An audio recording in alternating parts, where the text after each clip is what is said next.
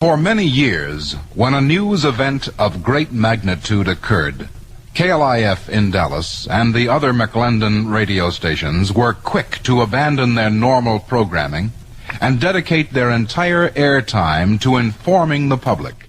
Commercials and entertainment were forgotten as the news department literally took over the station, developing and distilling the news story. 12:32 p.m., Friday, November 22nd, 1963. The tremendous news-gathering machine that is KLIF News shifts into high gear. These are the actual voices of the reporters and persons involved that terrible day. These are the fateful hours. This KLIF bulletin from Dallas, 3 shots reportedly were fired at the motorcade of President Kennedy today near the downtown section. KLIF News is checking out the report. We will have further reports. Stay tuned. Here is a further report after we have just received word that shots had been fired at the Kennedy motorcade. We just talked with the police department. Here was that conversation. Several persons arrived at Parkland and no information is being given at this time. But you did have reports of shots being fired? We had reports, yes, sir. KLIF News en route to Parkland Hospital to confirm the reports that someone had been wounded in the firing of shots in the Kennedy motorcade in downtown Dallas. And now another report from Joe Long in downtown Dallas. Here is the latest unconfirmed report we have, and we must stress that this is unconfirmed, but it comes from a very high-placed official who refuses to be quoted. But it is now reported that Governor Connolly and the President perhaps have been wounded in this assassin's attempt. It is an unofficial report that both the President and Governor Connolly were wounded in this shooting event in the downtown area during the passage of the motorcade. The automobile in which the President was riding reportedly sped out to Parkland Hospital, and we do not know whether Mrs. Kennedy and or Mrs. Connolly suffered any injury at all. The first report we had said that both of the men were lying prone in the automobile in the caravan limousine at the time it made its way rapidly to Parkland Hospital. We have no further details. Parkland Hospital is being placed almost off limits to reporters at this time, but those details that are available will be brought to you just as quickly as we possibly can. We'll bring you further details momentarily. Joe Long, Clip Mobile News Unit number 4, 1190 and out. Gary DeLorme back at the KLIF studios issuing the bulletin again for the man armed with a .30-30 caliber rifle. He was described as about 5'10", 165 pounds, of slender build, about 30 to 35 years old. This tragic incident occurred at Elman, Houston, as the motorcade was en route to the Trade Mart for a noon luncheon. We're going to switch now to the Trade Mart, and here is a statement from Gordon McClendon. Here, the scene is of wild pandemonium as 2,000 guests waited anxiously for President Kennedy, Governor Connolly, and the Vice President. Now, rumors run rampant. No one here knows what has happened, but the rumors continue to circulate that the President and Governor Connolly both have been shot. And here at the Trade Mart, we have nothing but rumors and a wild scene of chaos. This is Gordon McClendon from the Trade Mart in Dallas. The latest report that we have from one press source, Clint Hill, a Secret Service agent assigned to Mrs. Kennedy, said he's dead as the President was lifted from the rear of the White House touring car. Mr. Kennedy was rushed to the Parkland Hospital emergency room. Other White House officials were in doubt as the corridors of the hospital erupted in pandemonium. Acting White House News Secretary Malcolm Kilduffs was asked whether the President was dead. He said, "I have no word now," and that is the word we are awaiting. I have no word now, the latest. Congressman Jim Wright of Fort Worth has just said that both President Kennedy and Governor Connolly were seriously wounded in the attack, but were alive. This is the latest. Congressman Jim Wright of Fort Worth has said that both President Kennedy and Governor Connolly were seriously wounded, but were still alive. And now, here is KLIF's Joe Long. Still no official word from Parkland Hospital. We were en route from Love Field, where we had described the arrival of the presidential party, and that is when the first word of the shooting came out. We have been in the deep downtown area, in the area of Elm and Houston, and the dragnet continues. So far, Parkland Hospital, the report we had now, here it is, officially that Mrs. Kennedy apparently is safe, Mrs. Connolly also safe, it appears, at least to those witnesses at Parkland Hospital, and to state it mildly, both women extremely stunned. Mrs. Kennedy reportedly had cradled her husband's head in her lap during the speedy trip to Parkland Hospital. Kennedy, according to a member of his staff, was still alive 10 minutes ago. 10 minutes ago, we had word that the president was still alive. The blood was spattered all over the inside of the limousine, which had been flown in specially to carry the president. Ordinarily, there is a huge plastic bubble which allows the public a view of the president and those in the car with him, but gives those inside the limousine protection from the weather and would-be assassins. But because of the rapid, beautiful turn in today's weather, the bubble had been removed. A call has been sent out for some of the top surgical specialists in the city. A call also has been placed for a priest to report to Parkland Hospital. 12:45 p.m. Motorcycle patrolman J.M. Cheney provides KLIF News with its first eyewitness account. Well, the first shot we thought was a motorcycle backfiring, and then I looked to my left and so did President Kennedy, looking back over his left shoulder. And when the second shot struck him in the face, then we knew that someone was shooting at the president. When you saw the bullet hit him, what did he do? He slumped forward in the car. And he fell forward into the seat. And Mrs. Kennedy did what? I don't know. When I seen it, he was hit. Well, I went on up ahead to tell the Chief Curry's group there that he had been hit there, and we took him on to the hospital from there. Did you see where the bullet came from, or did you see the man with the gun? No, all I knew that it come over my right shoulder. Bill Stinson, an assistant to Governor Connolly, says he talked to the governor in the hospital operating room. This is late word from Parkland. He said the governor had been shot just below the shoulder blade in the back. Stinson said he asked Connolly how it happened, and he said, "I don't know, I guess from the back, but they got the president too." The latest report from United Press International leads off this way. President Kennedy has been shot. He is perhaps fatally wounded. But we must keep repeating that there is no official word that the president is in critical condition at this time. However, he was slumped over in the back seat from the impact of the high-caliber bullets that were poured into the presidential limousine. Late word from Parkland Hospital, a Father Huber of Holy Trinity Church in Dallas has administered the last sacraments of the church to the president. There is a strong rumor that the president is dead, Joe. Parkland says it is official, and we won't know for just a moment, but there's strong indication that the president of the United States is dead. Gordon McClendon has just returned from the Trade Mart. The scene had all been so beautifully set there for the president's arrival, the luncheon, and his speech this afternoon. Gordon, what was the effect on those some 2,000 people waiting there? Stunned, of course, Joe, and a wild scramble for transportation out of the Trade Mart, particularly by reporters from throughout the United States seeking to get transportation some way, somehow, to Parkland Hospital. By the time we left, which was approximately 10 minutes after the shooting, the giant Trade Mart had been more than half emptied of the 2,000 people who had been assembled there to see the president, the vice president, and the remainder of the luminaries. Rumors ran rampant. At first, it was thought that Vice President Johnson had also been shot in the attack. I can only say that no one at the Trade Mart knew very much, but now everyone is fully aware. We are in direct contact. We have been unable yet to verify the rumors, and to this point they are strictly rumors that the president is dead. We will not know until the word comes through officially, but there have been strong indications that the president has expired. But again, we repeat, it is unofficial. President Kennedy and Governor John Connolly of Texas having been cut down by assassins' bullets today at lunch. They were shot as they toured downtown Dallas in an open car, Specialists are arriving at the hospital, which I might mention is a scene of wild pandemonium. As we were coming from the Trade Mart a moment ago in a Dallas police car, there was the call for 20 additional police units at Parkland Hospital. And incidentally, on the 5th floor of the downtown building from which the president and the governor were shot, they have now discovered empty rifle hulls.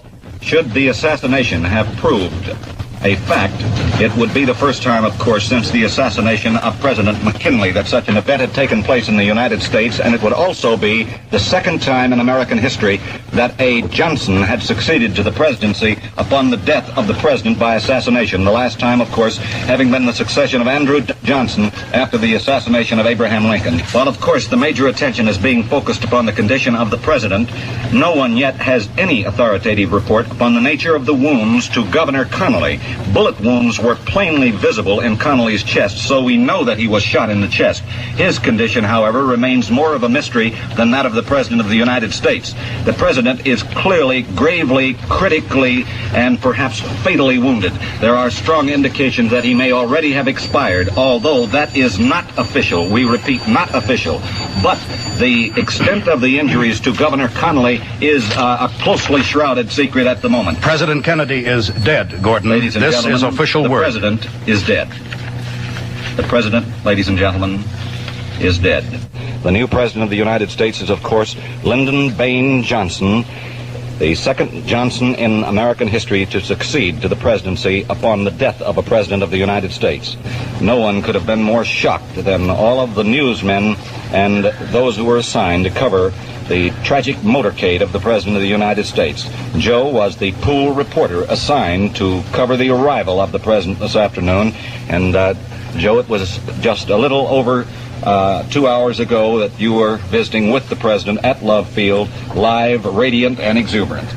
And as is customary in these cases, there will be an almost immediate inauguration of the Vice President. It can be expected that Lyndon Johnson will be inaugurated President of the United States immediately here in Dallas. Recalling past events in American history, there is very little weight. It's considered that the United States cannot remain leaderless for more than minutes, and certainly not more than for a few hours. The president died at 1 o'clock this afternoon. That's 42 minutes from now. 42 minutes since the president has expired. Gordon, we now have an eyewitness report to the assassination. This is Mr. Charles Brem of 1619 Kings Highway, who was standing at the curb at the moment President Kennedy was assassinated. I had told my 5-year-old boy to wave at him, and as he was waving, the president was looking toward us when the first shot rang out, and he slumped down in his seat. I didn't know for sure. I was positive it was a rifle shot and that it was no joke that he had slumped down. And while I was still trying to make up my mind in a second or two as to what had happened, the second shot rang out. After the first one, his wife knew that he was hit. She reached toward him as he slumped down. I am positive I saw 2 violent reactions from him as a result of the 2 shots. There was a third shot, but by that time I had grabbed the boy and run, and the motorcade had speeded up and moved out of the area. As I say, I had the unfortunate experience of looking into the man's face when he was shot. We were sitting at the table in the Trade Mart when the news first came at approximately 12:30. Approximately 12:30, the first of the 2,000 guests were informed of the president's having been shot. There was the first indication that something had gone awry and amiss was when a group of reporters suddenly dashed into a conference in the middle of the crowded banquet hall. Everyone knew that something was up, but they didn't know what until a moment later a fellow at our table rose to his feet and said, "The president's been shot," with a look of indescribable horror on his face. We might tell you that KLIF will not leave the air. This will be a continuing broadcast throughout the afternoon, throughout the evening, until all details of this tragic event are exhausted, until we have news not only of the condition of Governor Connally, but also of the possible inauguration this afternoon, or certainly early this evening, of Vice President Lyndon Johnson as the new President of the United States. We will continue on the air, and so you can depend upon it that we will abandon all programming to bring you the details as they come in. Vice President Johnson under heavy guard. A cluster of rifle bullets, husks from bullets, have been found on the 5th floor of the Sexton building from which the assassination attempt and successful assassination attempt began. FBI Director J. Edgar Hoover has immediately made all of his agents and facilities available to Dallas authorities to help apprehend those guilty of the assassination of the president. Hoover telephoned city officials just moments after receiving the word of the shooting and the death of the president. It is reported now Vice President Johnson, in seclusion, has begun making plans to be sworn into office as the 36th President of the United States. A bulletin here in just a moment. Joe Long's gone to the phone now for it. News of the assassin's attack on President Kennedy hit Congress like a thunderbolt this afternoon.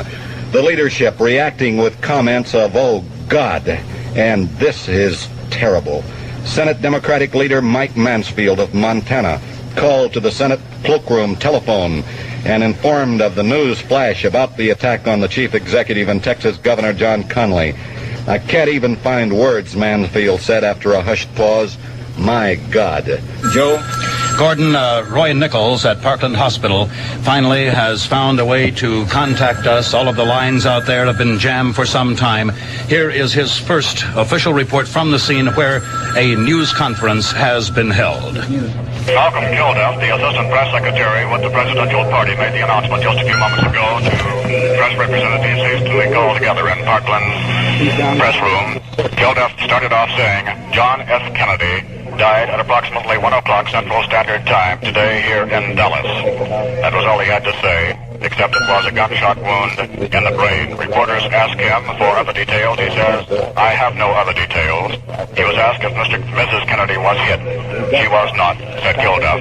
"How is Governor Connally?" "He is in serious condition with bullet wounds in the wrist and the side." "Where is Vice President Johnson? Has he taken the oath of office?" "I do not know," said Assistant Press Secretary Kilduff. "At the moment, his movements are secret and will be in the future. I do not know whether he has taken the oath of office as president or not. But John F. Kennedy is dead as of approximately 1 o'clock this afternoon." There has been another shooting. There was a shooting a moment ago of a police officer in the 500 block of West Jefferson at Oak Cliff, and he was dead on arrival at Methodist. This is Roy Nichols from Parkland Hospital. Roy, as you monitor, continue to give us the information directly from Parkland. KLIF will hold to this news story throughout the afternoon and evening. There will be a complete abandonment of normal programming. White House Secretary Malcolm Kilduff has just announced that the president's body will be flown to Washington this afternoon. Now, ladies and gentlemen, here's an emergency announcement from the Dallas Telephone Company. The Dallas Telephone Company has asked KLIF to request that the public refrain from calling Parkland Hospital. The government of the United States appeals to you, through the medium of the Dallas Telephone Company, not to call Parkland Hospital. Now, they've found the rifle with which the president was apparently shot. It had a telescopic sight, would have had to have had such accuracy from the 5th floor of a building, a good bit above the president's touring motorcade. When the Dallas police found it, it had one shell left in the chamber. They found 3 more spent shells nearby, just husks of rifle bullets. Joe? Gordon, we have a late report. Roy Nichols standing by at Parkland Hospital with the very latest details from that location. The president's body has been removed from Parkland, and we have no word on the condition of Governor Connally at this time. The 2 doctors were called in mainly to discuss the fatal wounding of President Kennedy. Roy Nichols from Parkland Hospital. Just to show you how swiftly action is taken, as it was upon the assassination of President Lincoln, Lyndon Johnson is expected to be sworn in as president aboard an airliner before flying immediately back to the nation's capital. So possibly at this very instant, as we are speaking, Vice President Lyndon Baines Johnson is becoming the President of the United States aboard an airliner at Love Field. Joe? Gordon, the suspect the Dallas Police Department has in custody, they will not at this moment tell us whether they have determined he is the prime suspect in the assassination of the president. He is believed to be the man who shot and fatally killed a police officer during the chase in Oak Cliff. And this police officer reportedly was in chase with a suspect in the assassination. But all Dallas Police criminal intelligence agents have been called in, those who were off duty. The entire area is being combed more thoroughly than ever involved in any manhunt or search in the history of Dallas, the state, and perhaps the nation. Yes, let's review that again. Officer J.D. Tippett, 38 years of age, was killed today as he and a fellow policeman, M.N. McDonald, ran into a rear exit of the Texas Theater. We are now ready with our late report from Gary DeLon at police headquarters. One of the arresting officers this afternoon that took the suspect into custody after a shooting of Officer J.D. Tippett in Oak Cliff and perhaps the assassination of President Kennedy was Sergeant Jerry Hill. Sergeant, tell us exactly what happened. We received information that the suspect was in the Texas Theater.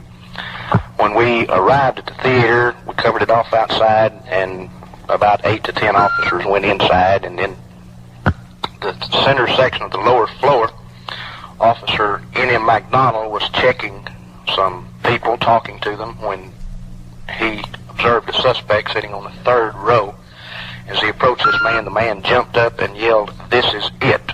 He then struck Officer McDonald and made a grab for a gun that was inside his shirt. Officer McDonald began to struggle with him and call for some help. At that time, Bob Barnett from the FBI, Detective Bob Carroll, Officer Ray Hawkins from the Accident Bureau, Detective K.E. Lyons, Detective Paul Bentley, Accident Investigator C.T. Walker, T.A. Hudson, and I all responded to his call for assistance. We were all inside the theater, and after a struggle, the suspect was disarmed, was handcuffed, and was immediately taken from the theater to a car outside and brought to the Homicide and Robbery Bureau here at the department. Sergeant, was there any indication by the suspect's action that he had committed this heinous crime? No, sir, there was not. There was not any statement by him. The only thing that we could testify to that actually happened in the theater was the fact that he did grapple with the officer for possession of the pistol, and in the process he did pull the trigger, but luckily the hammer hit the primer, but the bullet did not fire. While he was in our presence, he did not admit any crime to us on the way, either at the time of arrest or on the way to the station, other than making the statement, "This is it." Captain Ganaway told KLIF News a few moments ago the suspect had visited Russia, was married to a Russian. This has not been immediately confirmed. The suspect's citizenship is unknown, but he was an employee in the Sexton building, the building in which the rifle was found. We assume, and so do police officers, that this was the assassination weapon. Bulletin, the name of a man who is being held as a suspect in the assassination, Lee H. Oswald. Lee H. Oswald, he is identified as chairman of, quote, the Fair Play Cuba Committee. The Fair Play for Cuba Committee. 2:39 p.m. In the background, the teletype bell signaling a flash is heard. Then, in a moment, you'll hear a priceless recording. The swearing in of Lyndon Baines Johnson, transcribed on the only recorder available, a secretary's dictation machine. A chauffeur and a Secret Service man occupied the front seats. Ladies and gentlemen, Lyndon Johnson is President of the United States. The swearing-in ceremony has been conducted aboard the presidential airliner at Dallas Love Field prior to the new president's return to Washington, D.C. I do solemnly swear that I will faithfully execute the office of President of the United States and will to the best of my ability preserve, protect, and the Constitution of the United States. Now, we've told you a bit about the prime suspect in the assassination of President Kennedy. He's 24-year-old Lee Oswald, reported to have been a former Marine, and we'll have in a moment an interview with the housekeeper of Lee Oswald. Is that about ready, Joe? Ready. All right. We take you now, Joe, where is the housekeeper located? Let's see now. At 1026 North Beckley in the Oak Cliff area of Dallas. So we take you there now. Mrs. Roberts, did you have a man registered there as O.H. Lee? Yes, so that's why he registered here. And that's the man you now know to be Lee Oswald, is that right? Yes, so that's what is the same one that showed on the television. That's the one that showed on television. Have there been some officers? I'll make you recognize him when the next deputy sheriff was here. The deputy sheriff was there. Well, I guess his deputy sheriff, Will Fritz, sent him out. They came out from the police department or the sheriff's office. How long had Mr. Lee lived there? Since the 14th of October. Did he live there alone? Yes, sir. Do you know what his occupation was? No, I don't. I never heard him say. He didn't talk to nobody much. When was the last time you saw him? Today, after I heard the president was shot. You saw him today? Yes. And where did you see him? He was here in the house. Oh, and what happened? Can you tell us? Well, I had to make it clear, I had a telephone call. I do all the work myself. A friend of mine called me and said, President Kennedy's been shot. I said, oh, you're lying. He said, go turn on your television. And I went and turned on the television. While I did, he rushed in the shirt sleeve and got a short coat and went back out. Oh, he just came in and out. Mm-hmm. Did he seem distraught, hurried, or what? Well, he just acted like he was in a hurry. And what did you do? Did you call the police then, or? No, sir, I didn't know nothing. I didn't see. You had no idea at all that there was any connection between the two men? No, I had no idea, none whatever. I didn't have any idea. And I spoke to him, and he just ignored me. I see. But that's unusual. Sometimes you stick to him, sometimes you didn't. I didn't call him because I didn't know who killed him. I just turned the TV on. And this, but he came in and went out. That was this afternoon, I understand. That was this afternoon after a friend of mine called me and said President Kennedy's been shot, and I went in and turned on the television. And while I was there getting this straightened out, he come in, and I said, well, you sure are in a hurry, and he never answered me. Excuse me, go ahead. And he come in, got a short gray coat, and went on back out in a hurry, and when I looked out the window, he's standing at the bus stop. So there's a bus stop here at the door. Waiting for a bus? I suppose so, but I didn't see him board a bus.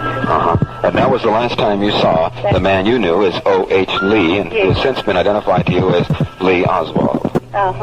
Thank you very much. And here, Gordon, is a late report from KLIF's Gary DeLawn at police headquarters. Captain Will Fritz has just informed reporters that charges have been filed against Lee Oswald for the murder of patrolman J.D. Tippett this afternoon in Oak Cliff. Captain Fritz also stated that Oswald has been definitely established being in the Texas School Depository about the time that the president was killed. He has not signed a confession, neither has a charge been filed against the man for the slaying of the president. 9:10 p.m. A crowded room at City Hall. KLIF reporters record the words of Lee Harvey Oswald as newsmen crowd around with microphones. I was questioned by a judge. However, I protested at that time that I was not allowed legal representation during that very short and sweet hearing. I really don't know what the situation is. Nobody has told me anything except that I'm accused of murdering a policeman. I know nothing more than that. I do request someone to come forward to give me legal assistance. You killed the president? No, I've not been charged with that. In fact, nobody has said that to me yet. The first thing I heard about it was when the newspaper reporters in the hall asked me that question. Earlier, Lee Harvey Oswald had answered various questions about his political background, his having lived in Russia. The fact that I did live for a time in the Soviet Union gives me excellent qualifications to repudiate charges that Cuba and the Fair Play for Cuba Committee is communist controlled. The Fair Play for Cuba Committee, as the name implies, is concerned primarily with Cuban-American relations. I have said that the Fair Play for Cuba Committee has definitely been investigated. That is very true. I have also said that the total result of that investigation was zero. That is, the Fair Play for Cuba Committee is not now on the Attorney General's subversive list. 11:26 p.m. Peace Justice David Johnson reads the formal assassination charge. This is in the name of and by the authority of the state of Texas, personally appeared before me, the undersigned authority, this affiant, who after being by me duly sworn, disposes and says your affiant has good reason to believe, and does believe that one Lee Harvey Oswald, hereinafter styled defendant, heretofore on or about the 22nd day of November, A.D. 1963, in the county of Dallas and state of Texas, did then and there, unlawfully, voluntarily, and with malice aforethought, kill John F. Kennedy by shooting him with a gun. That is attested as the affiant J.W. Fritz, against the peace and dignity of the state of Texas, sworn to and subscribed before me this 22nd day of November 1963, Henry Wade, Criminal District Attorney, Dallas County, Texas. And this instrument was then passed to me at 11:26 p.m. and filed as cause number F154 in the Justice Court Precinct 2 of Dallas County, and is attested by myself. It is now Saturday morning, November 23rd. The nation hasn't slept a wink. KLIF reporters talked with Dallas Police Chief Curry, who detailed the facts behind the filing of assassination charges against Oswald. The fact that he was on the floor where the shots were fired from immediately before the shots were fired, the fact that he was seen carrying a package through the building, the fact that... When was he carrying that package? Sunday? Yesterday morning. You figure that was a disassembled rifle? I don't think it was disassembled. The package was large enough for the rifle to be intact. Wrapped in paper. Chief, when do you expect the witness places him there after the time of the shooting? My police officer can place him there at the time of the shooting. Later Saturday morning, KLIF reporters asked Dallas County District Attorney Henry Wade if he considered Oswald to be sane. I consider him very sane. I consider he had a motive behind all of this that was planned for some maybe months in advance. It is now 11:21 Sunday morning. KLIF reporter Gary DeLawn is in the basement garage of police headquarters awaiting the transfer of Lee Harvey Oswald to the county jail and is witness to Oswald's murder. You'll hear an automobile horn sound 4 times. Immediately following the 4th blast, you'll hear the shot that took Oswald's life.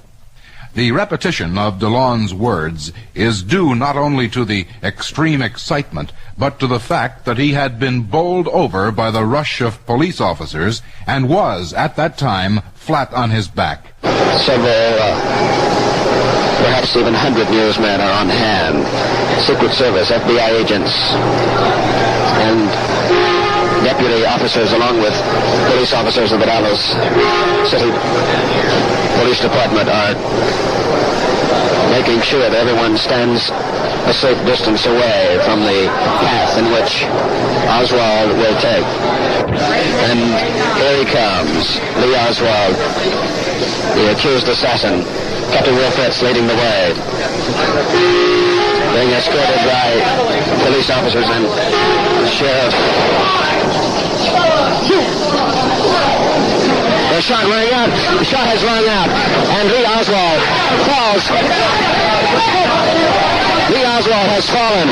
A shot has rung out here. A struggle is being in place. A shot has rung out.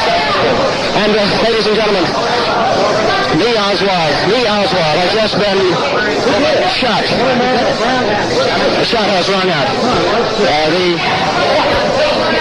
The press, and everyone says, nobody out. Oswald fell. So, for the second time in 48 hours, KLIF abandoned its regular programming, and the news department took a deep breath and regrouped for a new effort. For this dragnet of news, here is Joe Long. The crime has been compounded today. The man charged with the assassination of President John F. Kennedy and the murder of a Dallas police officer gunned down deep within the basement of Dallas Police headquarters as he was being transferred under security precautions even more intensive than those afforded the President of the United States on Friday when he was assassinated here. Lee Harvey Oswald, the man who has sternly maintained his innocence, the man who has been arrogant and defiant under questioning, and these many exhausting hours of questioning and interrogation by Dallas police officers, the Sheriff's Office, Highway Patrol, FBI, Secret Service, now perhaps erased. Joe, if you can stand by just for a minute, we have more word from Gary at Parkland Hospital. Gary DeLon, we're just pulling up here at Parkland Hospital, where hundreds of sightseers are apparently coming to this area. We're talking with Captain J.M. Solomon. Captain, tell us and tell the people of Dallas what not to do, sir. There's no point in any citizens coming to this area right now. We have an outer blockade and an inner blockade, a strict blockade. There's nothing allowed within the hospital grounds except emergency vehicles and the press. That was Captain Solomon telling everybody to stay away. We are just now getting out here at the Parkland Hospital Emergency Room. We will have the condition and further reports from the hospital in just a matter of moments. Stay tuned. This is Glenn Duncan in KLIF News Headquarters. And from Cleveland, Ohio, this is Gordon McClendon. This is the old Scotchman Gordon McClendon in Cleveland, Ohio. Here at Municipal Stadium, a crowd of 40,000 is in a deep hush. A dim, lusterless sun over icy Lake Erie as we look out from the offices in Municipal Stadium. Tugboats and huge cranes all stopped. The world in sort of a waiting as drama piles on drama. The Dallas Cowboys were already the source of great curiosity as Dallas is throughout the world, to say the least. But now they're going to be even more so as they take the field at Municipal Stadium in Cleveland this afternoon. People here had not seemed to grasp the fact that Oswald was indeed surrounded by a web of evidence. Nobody here that we have talked to really understood that Oswald had a great deal of evidence against him. People seem to think that the Dallas Police Department really had the wrong man, or that Oswald was being held for want of a better suspect. And, of course, people closer to the scene back in Dallas know that the evidence against Oswald was tremendous. But the reaction here in Cleveland is interesting to that extent. No one here that we've talked to, taxi drivers, hotel employees, the various people we've had an opportunity to be around since we arrived here yesterday afternoon, no one really thought that Oswald was the guilty party. Curious chain of events. Here in Cleveland, pale sun, lackluster afternoon. We wait further developments. This is the old Scotchman Gordon McClendon from Municipal Stadium in Cleveland. This is KLIF News Central, joined now by Roy Nichols. Glenn, is our understanding that in a few moments Police Chief Jesse Curry will be making a statement, and as Glenn is going out the door right now, he'll be there in just a few seconds and will be at police headquarters to cover completely any statements that come from Police Chief Jesse Curry. Do we have a report coming in? Glenn Duncan at police headquarters. He has arrived. And Glenn Duncan at police headquarters. This is Glenn Duncan at police headquarters. I've just finished talking with Officer P.T. Dean of the Dallas Police Department. He told me he has talked to Jack Ruby since he was taken into custody. Dean said he spent some time with Ruby, and this is what he said Ruby said to him. The Secret Service man did the questioning and did all the questioning he wanted to. I merely listened at that time, and then my main purpose or questions to talk to Jack about was how he got into the basement. Have you determined how that happened? He states that he did, in a sense, pose as a pressman, merely by his appearance, his dress, and he wasn't questioned. However, this is his statement. I have nothing to confirm it other than his statement. He admitted doing it. He said that the motivation, the cause of him doing this was in sympathy for Jacqueline Kennedy and also Officer Tippett. And did he appear rational and sober at the time? Very rational. He appeared nervous. It stated that he had been despondent since President Kennedy had been shot. He'd closed his businesses for the period of 3 days. He had run ads in the paper stating that they would be closed. His purpose, he says, was to prevent a long and lengthy trial for Mrs. Kennedy to have to return to Dallas and be subjected to it. Gary DeLon is standing by at Parkland Hospital. As you heard us report from Steve Landrigan just a few moments ago, Steve said over the phone to us that Oswald is still in very extremely critical condition, as 15 or 20 pints of blood have been poured into his body. This is KLIF. It is 1 minute past 1 o'clock. 1 minute past 1 o'clock. 48 hours and 1 minute since the life of President Kennedy ebbed away at Parkland Hospital.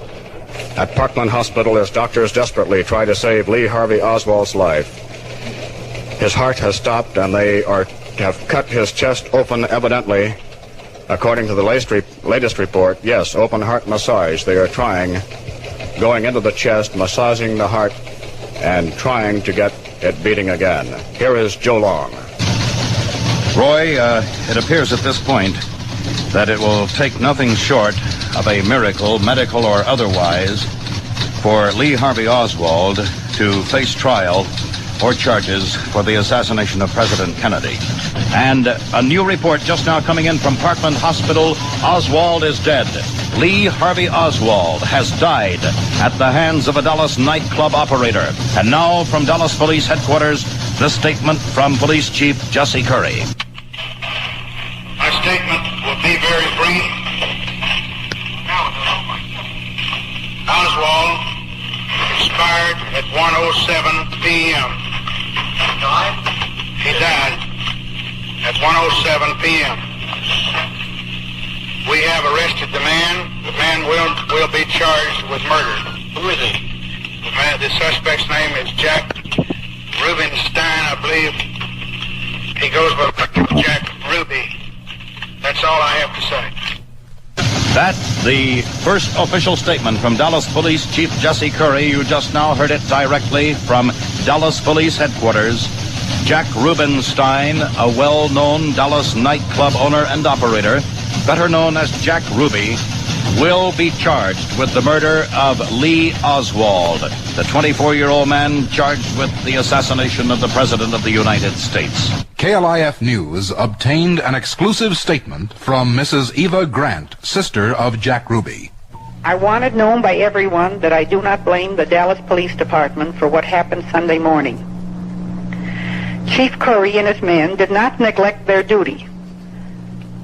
I honestly believe my brother had gotten hold of a press pass which got him into the police headquarters. This criticism of the police department is uncalled for, and they must not be held in blame. My brother was grieving so, and I feel it got the best of him. I know he was with me a great deal Friday and Saturday. He had been very upset about the death of the president. When he came face to face with Oswald, he must have thought this man had done him some personal harm. And I believe my brother became insane suddenly. Otherwise, this never could have been done. Please, please don't blame the police department. It is now Sunday afternoon. Peace Justice Pierce McBride formalizes the murder charges against Jack Ruby.